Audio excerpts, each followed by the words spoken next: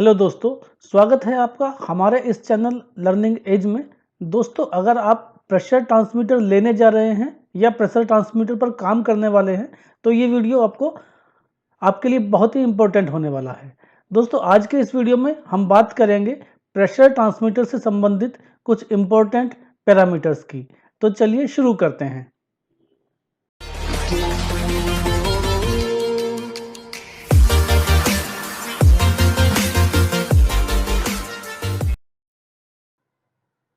दोस्तों, pressure transmitter का selection करते हुए हमें जिस पैरामीटर का सबसे ज़्यादा ध्यान रखना है वो है इसकी रेंज। दोस्तों, प्रेशर ट्रांसमीटर की रेंज बहुत ही केयरफुली सेलेक्ट करनी चाहिए। यदि किसी प्रेशर ट्रांसमीटर की रेंज कम हो और प्रोसेस प्रेशर जिसको मेज़र करना है वो बहुत ज़्यादा हो तो प्रेशर ट्रांसमीटर का सेंसिंग एलिमेंट ओवरलोडिंग के कारण डैमेज हो सकता है।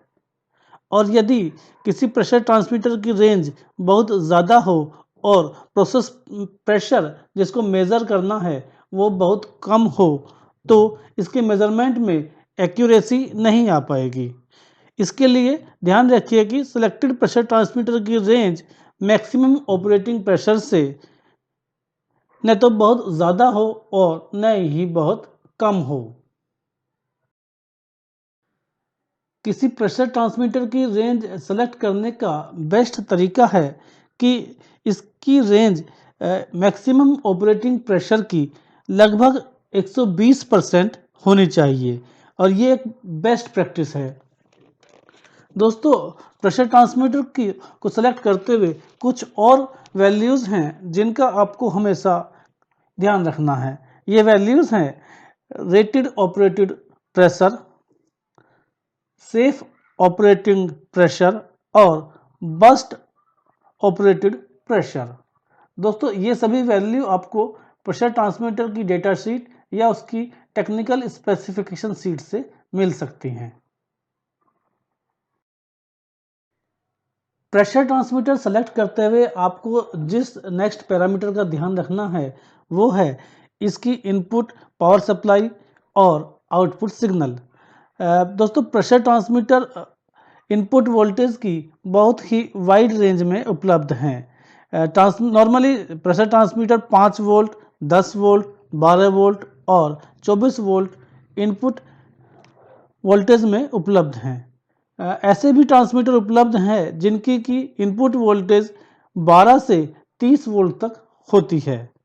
दोस्तों, आपको हमेशा चेक कर लेना चाहिए कि जो प्रेशर ट्रांसमीटर आपने सेलेक्ट किया है उसकी इनपुट वोल्टेज जिस लोकेशन पर आप उसको इंस्टॉल करने वाले हैं वहाँ जो उपलब्ध वोल्टेज है उससे मैच करे।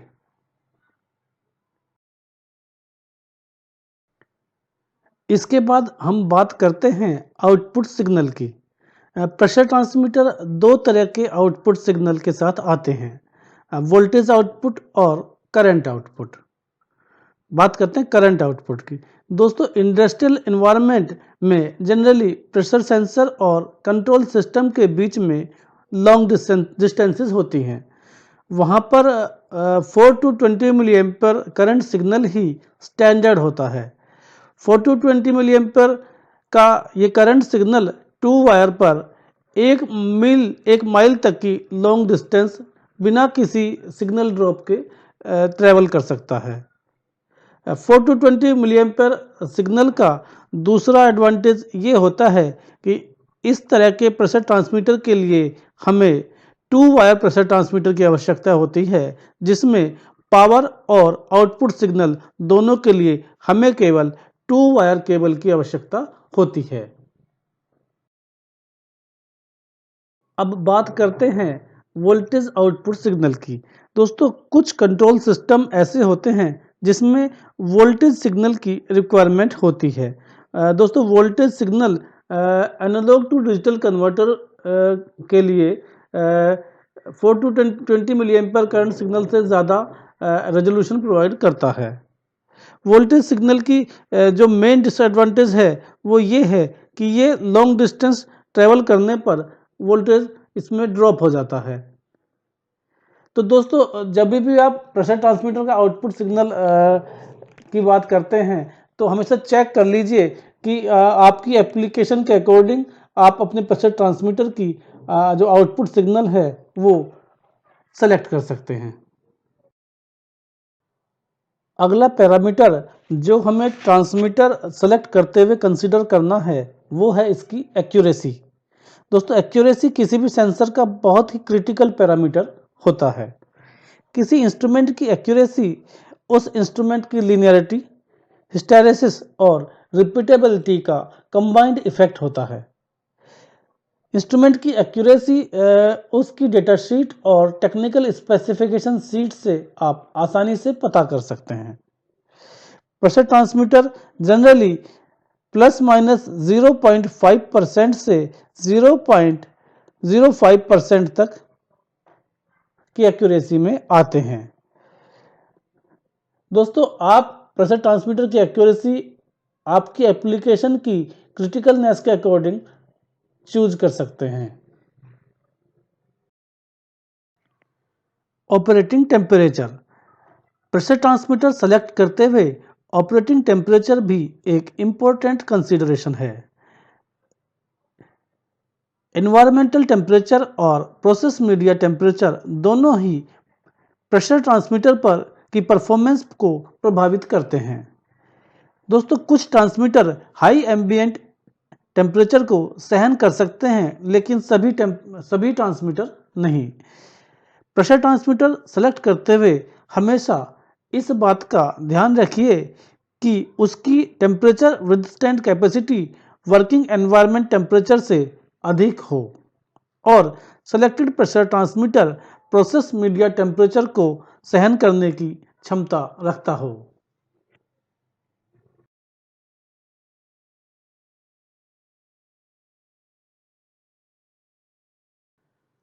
अगला कंसीडरेशन है सेंसिंग मटेरियल। दोस्तों, प्रेशर सेंसर का सेंसिंग मटेरियल इतना रग्ड या इतना स्ट्रॉन्ग होना चाहिए कि ये उस एनवायरनमेंट को आसानी से सहन कर पाए जिसमें इसको एक्सपोज होना है या जिसमें इसको यूज करना है। फॉर एग्जाम्पल, कोई भी प्रेशर ट्रांसमीटर डिफरेंट टाइप्स के प्रोसेस मीडिया जैसे sea water, tap water, nitrogen, compress gas या किसी अदर कोरोसिव मीडिया में यूज किया जा सकता है। दोस्तों, ज़्यादातर प्रेशर ट्रांसमीटर के सेंसर स्टेनलेस स्टील के बने होते हैं और स्टेनलेस स्टील बहुत ही रग्ड मटेरियल है। प्रेशर ट्रांसमीटर सेलेक्ट करते हुए सेंसिंग मटेरियल का ध्यान रखिए। इसका सेंसिंग मटेरियल प्रोसेस मीडिया के हमेशा कंपैटिबल होना चाहिए। हमारा अगला कंसीडरेशन है प्रोसेस मीडिया। दोस्तों, प्रेशर ट्रांसमीटर सेलेक्ट करते हुए प्रोसेस मीडिया भी एक बहुत इंपॉर्टेंट कंसीडरेशन है। किसी भी ट्रांसमीटर का कोई भी वेटेड सरफेस या सेंसिंग एलिमेंट प्रोसेस मीडिया के हमेशा कंपैटिबल होना चाहिए, अन्यथा इसका प्रेशर सेंसर का सेंसिंग एलिमेंट प्रोसेस मीडिया के द्वारा खराब किया जा सकता है या इसका जो सेंसिंग एलिमेंट है वो बहुत जल्दी खराब हो सकता है। तो हमेशा इस बात का ध्यान रखिए कि सेंसिंग एलिमेंट हमेशा प्रोसेस मीडिया के कंपैटिबल हो।